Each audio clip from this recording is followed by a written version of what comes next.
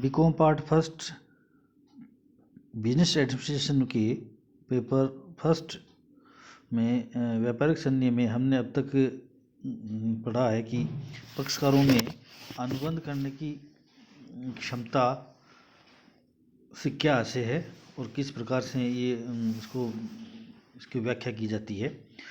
इसके अंतर्गत सबसे पहले हम पढ़ चुके हैं कि अवयस्क के साथ किए जाने वाले अनुबंधों की क्या स्थिति है और किस प्रकार से ये अनुबंध संपन्न किए जाते हैं। अब हम देखेंगे पक्षकारों में अनुबंध करने की क्षमता में अस्वस्थ मस्तिष्क के व्यक्ति के साथ किए जाने वाले अनुबंधों की क्या स्थिति रहती है। अनुबंध अधिनियम की धारा 12 में एक उल्लेख किया गया है कि अनुबंध करने के उद्देश्य से प्रत्येक ऐसे व्यक्ति को स्वस्थ मस्तिष्क का कहा जाता है जो अनुबंध करते समय अनुबंधों को समझने की क्षमता रखता हो तथा उस अनुबंध से उसके हितों पर पड़ने वाले प्रभाव के विषय में विवेकपूर्ण निर्णय करने की क्षमता रखता हो। तो यह अनुबंध की एक परिभाषा धारा 12 में दी गई है। इसके उल्लेख को, इस कोटेशन को अगर हम समझें तो इसका मतलब ये स्पष्ट होता है कि स्वस्थ मस्तिष्क का वह व्यक्ति होता है जो अनुबंध करते समय अनुबंध को समझने की क्षमता रखता हो तथा उस अनुबंध से अपने हितों पर पड़ने वाले प्रभावों को समझने एवं विवेकपूर्ण निर्णय करने की क्षमता रखता हो। अगर कोई ऐसा व्यक्ति है तो उसको स्वस्थ मस्तिष्क का माना जाता है कानून की दृष्टिकोण में, और ऐसा व्यक्ति अनुबंध करने के योग्य माना जाता है। इसके अतिरिक्त जो व्यक्ति है वो अनुबंध करने की श्रेणी में नहीं आएगा, उसे अस्वस्थ मस्तिष्क का मानते हुए अनुबंध के योग्य नहीं माना जाता है। अभी देखिए स्वस्थ मस्तिष्क की अवस्था कब पड़ती है। पक्षकारों का मस्तिष्क अनुबंध करते समय ही स्वस्थ होना आवश्यक है। यदि अनुबंध के पक्षकारों का मस्तिष्क अनुबंध करने के बाद अस्वस्थ हो जाए तो भी अनुबंध वैध होगा। ऐसा अनुबंध व्यर्थ घोषित नहीं करवाया जा सकता है। कभी कभी ऐसी परिस्थितियां आ जाती हैं जबकि अनुबंध का पक्षकार कभी कभी तो स्वस्थ मस्तिष्क का रहता है और कभी कभी अस्वस्थ मस्तिष्क का हो जाता है।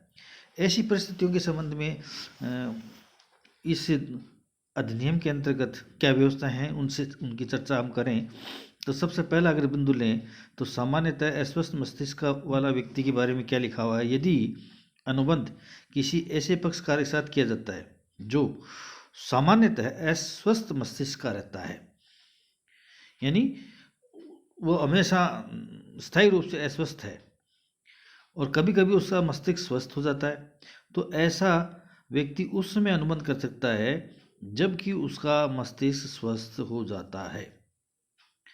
जैसे कोई व्यक्ति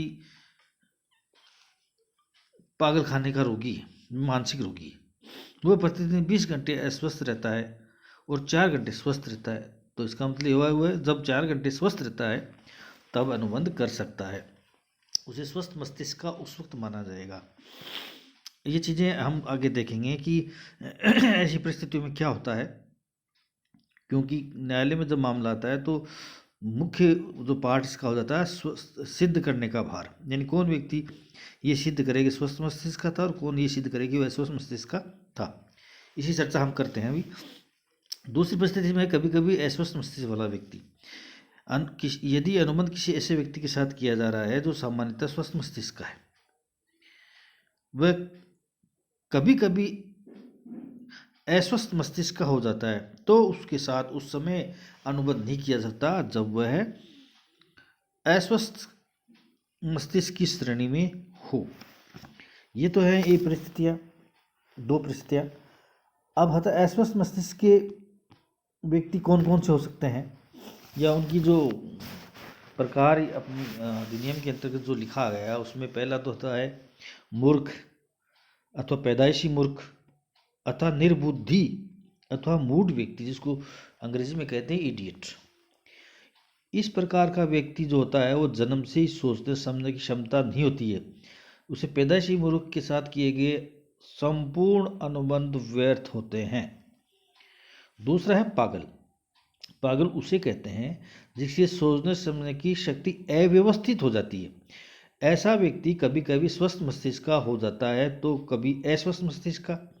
ऐसे व्यक्ति उस समय अनुबंध करने के योग्य समझे जाते हैं जबकि वह स्वस्थ मस्तिष्क के होते हैं। किंतु यदि भारतीय पागल अधिनियम के अंतर्गत पागल घोषित कर दिया गया है तो वह व्यक्ति कभी कभी स्वस्थ मस्तिष्क का होने पर भी अनुबंध नहीं कर सकेगा जब तक कि ऐसी घोषणा प्रभावशील रहेगी। ऐसे पागल व्यक्तियों द्वारा किए गए अनुबंध भी व्यर्थ की श्रेणी में आएंगे। तीसरा, शराबी, ड्रंकर और डिलीरियस पर्सन। यदि शराब के प्रभाव में कोई ठहराव किया जाता है तो वह ठहराव व्यर्थ होता है। शराबी पुनः सामान्य अवस्था में आने पर जबकि वह सोचने समझने के योग्य हो जाता है अनुबंध कर सकता है। इसके अलावा जराग्रस्त या वृद्धावस्था से पीड़ित व्यक्ति, बीमारी, बुखार या वृद्धावस्था से पीड़ित व्यक्ति जब सामान्य मानसिक रूप से ठीक से सोच समझ नहीं सकता है तो वे अनुबंध करने की क्षमता खो देते हैं। इसी प्रकार सम्मोहन, जिसको हिप्नोटिज्म कहते हैं, की स्थिति में भी व्यक्ति ठीक से सोच समझ नहीं सकता है। इस स्थिति में इनके द्वारा किए गए अनुबंध भी व्यर्थ होंगे। जब वे सामान्य स्थिति में होते हैं तो उनके साथ या उनके द्वारा किए गए सभी अनुबंध वैध माने जाएंगे। यहाँ ये भी समझने की ज़रूरत है कि ये जो मैंने अभी आपको बताया है ये सभी अस्वस्थ मस्तिष्क के व्यक्तियों की ओर से उनका संरक्षक उनके लिए अनुबंध कर सकता है और उन अनुबंधों के लिए अस्वस्थ मस्तिष्क स्वयं जिम्मेदार नहीं होगा, बल्कि अस्वस्थ मस्तिष्क की संपत्ति यदि कोई हो तो उत्तरदायी ठहराया जा सकता है, अन्यथा कुछ नहीं किया जा सकता। अब आता है सिद्ध करने का भार। ये सिद्ध कौन करेगा कि स्वस्थ है या अस्वस्थ है। तो इसमें जो विभिन्न परिस्थितियां हैं उनके अनुरूप सिद्ध करने का भार उत्पन्न होता है। जैसे एक तो ये मानने की एक मान्यता आपको ध्यान रखनी है कि कानून की दृष्टि में सभी व्यक्ति स्वस्थ मस्तिष्क के माने जाते हैं। तो इसका मतलब स्वस्थता सिद्ध करने के भार का अगर हम चर्चा करें तो यदि न्यायालय में कोई मामला उत्पन्न होता है तो पक्षकारों को स्वयं ही अथवा अन्य पक्षकारों की स्वस्थता सिद्ध करनी पड़ती है। इस संबंध में सिद्ध करने का भार निम्न प्रकार से हैं। मतलब ये जो अभी संबंध स्वस्थता सिद्ध करने का मामला है ये किस रूप में होगा। एक परिस्थिति होती है सामान्यतः स्वस्थ मस्तिष्क के व्यक्ति की दशा में। यदि कोई व्यक्ति सामान्यतः स्वस्थ मस्तिष्क का रहता है किंतु कभी कभी अस्वस्थ मस्तिष्क का हो जाता है और वह अनुबंध को रद्द करवाना चाहता है तो उसे स्वयं को सिद्ध करना पड़ेगा कि अनुबंध के समय वह अस्वस्थ मस्तिष्क का था। क्यों? क्योंकि सामने वाले पक्षकार को ये कहने की आवश्यकता नहीं, क्योंकि वो सामान्य रूप में स्वस्थ मस्तिष्क का रहता है और उसको क्या पता कि वह अस्वस्थ मस्तिष्क का हो गया या उस जिस समय अनुबंध किया गया था उस वक्त मस्तिष्क स्वस्थ नहीं था। तो वह व्यक्ति सिद्ध करेगा जो अनुबंध को रद्द करवाना चाहता है इस आधार पर कि जिस वक्त अनुबंध किया गया था उस वक्त वह अस्वस्थ मस्तिष्क की श्रेणी में था, तो उसको सिद्ध करना पड़ेगा। और दूसरा था सामान्यतः अस्वस्थ मस्तिष्क के व्यक्ति की दशा में। यदि कोई व्यक्ति सामान्यतः अस्वस्थ मस्तिष्क का रहता है, मतलब ज़्यादातर समय जो मानसिक स्थिति जिसकी ठीक नहीं रहती है किंतु कभी कभी उसकी मानसिक स्थिति ठीक हो जाती है तो वह अनुबंध को रद्द करवाना चाहता है खुद, तो वह अनुबंध को रद्द करा सकता है क्योंकि सामान्यतः वह अस्वस्थ मस्तिष्क का रहता है। अब यदि इस अनुबंध को रद्द से बचाना चाहता है तो सामने वाला पक्षकार ये सिद्ध करेगा कि जब उसके साथ अनुबंध किया गया था उस समय वह अस्वस्थ मस्तिष्क का था। तो ये दो परिस्थिति होगी। इसके अलावा आगे है कि एक बार अस्वस्थ मस्तिष्क का सिद्ध होने पर पुनः सिद्ध करने का भार किसका रहेगा। यदि किसी व्यक्ति को एक बार अस्वस्थ मस्तिष्क घोषित कर दिया जाता है तो ऐसे घोषित व्यक्ति को ही ये सिद्ध करना पड़ेगा कि वह है अब स्वस्थ मस्तिष्क का हो गया। यानी उसे साबित करना होगा कि जो सामान्यतः एक बार जो है उसको अस्वस्थ मस्तिष्क घोषित कर दिया है तो वो कहेगा या सिद्ध करेगा कि अब वह स्वस्थ मस्तिष्क का हो गया है।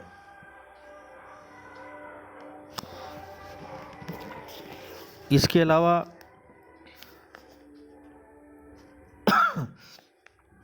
यदि किसी व्यक्ति की मानसिक अस्वस्थता को एक बार सिद्ध कर दिया जाता है तो उस व्यक्ति को बीच बीच में स्वस्थ होने की बात सिद्ध करने का भार उस व्यक्ति पर होता है जो ये बात कहता है। अस्वस्थता प्रकट करने का दायित्व किसका होगा? अस्वस्थ मस्तिष्क के व्यक्ति पर अपनी अस्वस्थता प्रकट करने का कोई दायित्व नहीं होता है। दूसरे पक्षकार को स्वयं को ये जानकारी रखनी होगी कि वो व्यक्ति स्वस्थ मस्तिष्क का है या अस्वस्थ मस्तिष्क का है। दूसरे शब्दों में ये कह सकते हैं कि अनजाने में अस्वस्थ व्यक्ति के मस्तिष्क के साथ अनुबंध करने की दशा में भी ठहराव व्यर्थ ही होता है।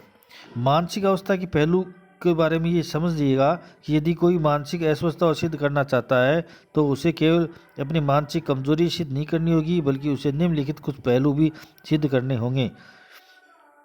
वह अनुबंध करने के समय तथ्यों को समझने की अयोग्य था और उसके हितों पड़ने वाले प्रभावों को विवेकपूर्ण समझने में असमर्थ था। ये दोनों बातें उसको सिद्ध करने पर तभी माना जाएगा कि वह अस्वस्थ मस्तिष्क का व्यक्ति है। धन्यवाद।